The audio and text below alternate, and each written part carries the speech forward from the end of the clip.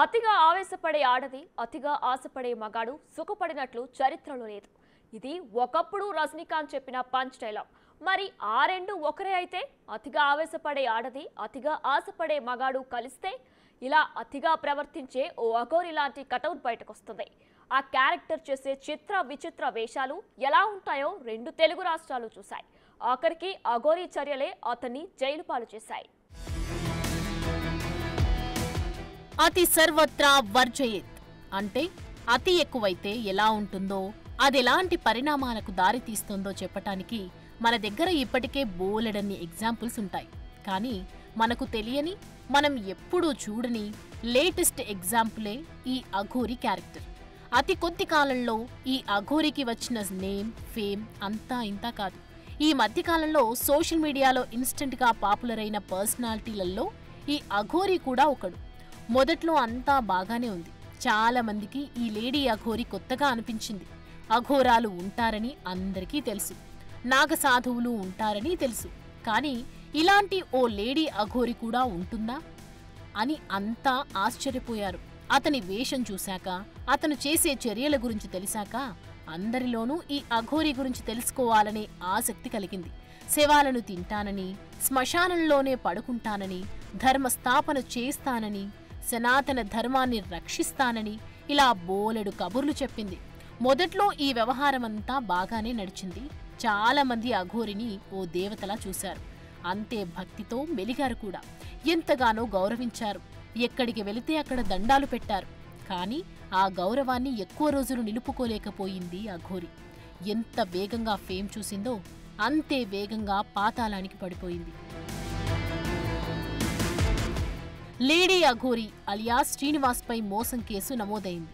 నగ్న పూజల పేరుతో ఓ మహిళ నుంచి 10 లక్షలు వసూలు చేసి మోసం చేసినట్లుగా ఫిర్యాదు వచ్చింది. డబ్బులు తిరిగి అడిగినందుకు బెదిరింపులకు పాల్పడ్డాడనే ఆరోపణలు ఉన్నాయి. దాంతో పోలీసులు ఉత్తరప్రదేశ్, మధ్యప్రదేశ్ సరిహద్దుల్లో అఘోరిని అదుపులోకి తీసుకున్నారు. చేవెళ్ల కోర్టు అఘోరికి రిమాండ్ విధించింది. దాంతో అఘోరి శ్రీనివాస్ జైలు పాలయ్యాడు. వర్షిణిని పెళ్లి చేసుకున్నాక తెలుగు రాష్ట్రాలకు దూరంగా బతుకుదామని వెళ్లిపోయింది అఘోరి. కానీ పోలీసులు అంత ఛాన్స్ ఇచ్చారా? వెతుక్కుంటూ వెళ్లి మరీ పట్టుకొచ్చేశారు, జైల్లో వేశారు.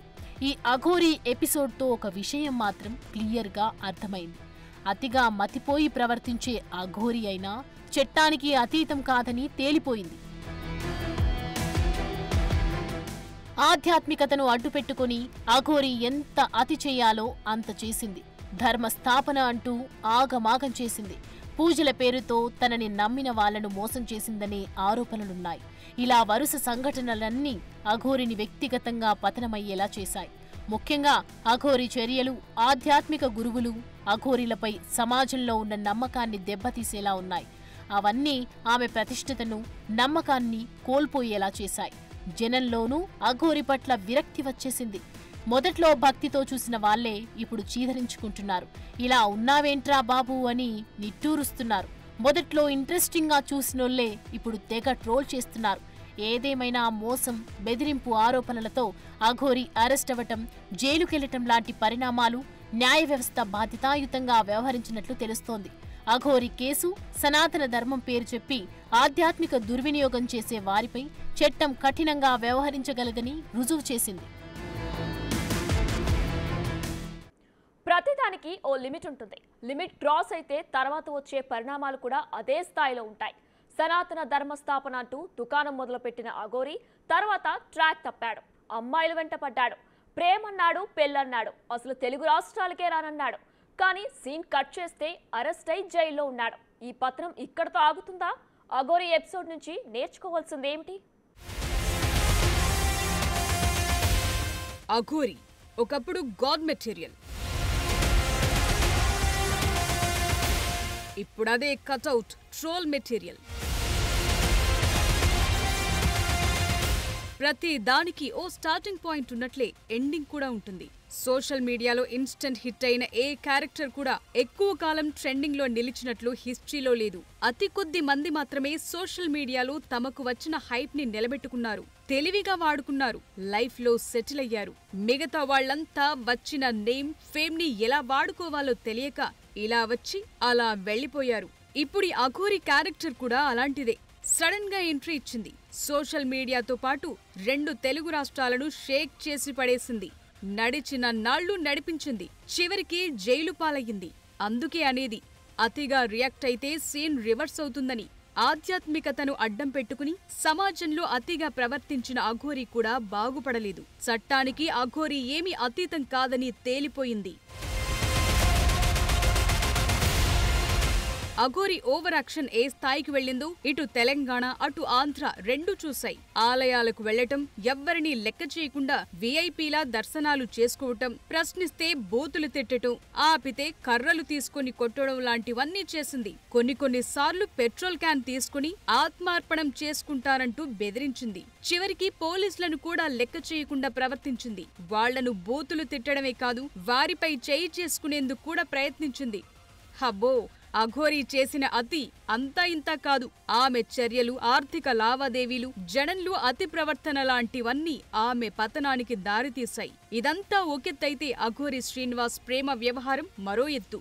శ్రీవర్షిణి అనే అమ్మాయితో అతను నడిపిన ప్రేమ వ్యవహారం, ఆమెను పెళ్లి చేసుకోవటం, పోలీస్ స్టేషన్ మెట్లెక్కటం, కుటుంబ తగాదాలు, ఇలా చాలానే నడిచింది. ఇంతలోనే అఘోరికి ముందే పెళ్లయిందనే విషయం బయటపడింది. అతని మొదటి భార్య రాధిక తనను మోసం చేసి వర్షిణిని పెళ్లి చేసుకున్నాడని ఆరోపించింది. పోలీసులకు ఫిర్యాదు చేసింది. దాంతో అఘోరి జనంలో మరింత పలుచనైపోయాడు. ఇదిలా ఉంటే నగ్న పూజల పేరుతో ఓ మహిళ నుంచి 10 లక్షలు వసూలు చేసి బెదిరింపులకు పాల్పడిన కేసులో అరెస్టై జైలుకు వెళ్లాడు.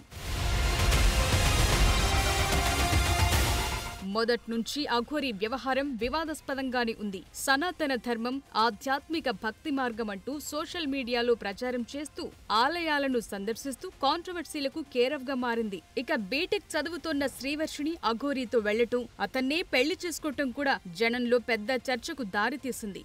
ఆధ్యాత్మిక మార్గాన్ని ఎంచుకున్న అఘోరి సడన్ గా ప్రేమ, పెళ్లి వైపు మళ్లింది. ఈ పరిణామం ఎవ్వరికీ అర్థం కాలేదు. దాంతో అతని ఆధ్యాత్మికత, భక్తిపై అందరిలోనూ అనుమానం మొదలైంది. తన పబ్బం గడుపుకునేందుకే ఈ వేషం వేశాడనే చర్చ జరిగింది.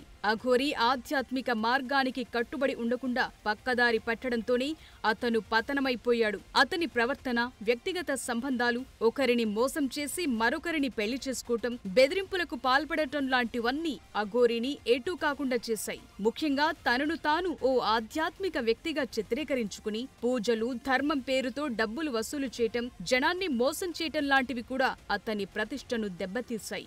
ఏ సోషల్ మీడియాతో అతను జనాన్ని ఆకర్షించి పాపులర్ అయ్యాడో చివరికి అదే సోషల్ మీడియా అఘోరి వివాదాలను, మోసాలను, అతని నిజ స్వరూపాన్ని బయటపెట్టింది. ఆఖరికి తీసుకెళ్లి జైల్లో కూర్చోబెట్టింది. ధర్మం పేరు చెప్పి దారి తప్పిన వారెవరైనా సరే చివరికి ఇలా జైల్లో చిప్పకూడు తినాల్సి వస్తుందనే సందేశమిచ్చింది అఘోరి ఎపిసోడ్.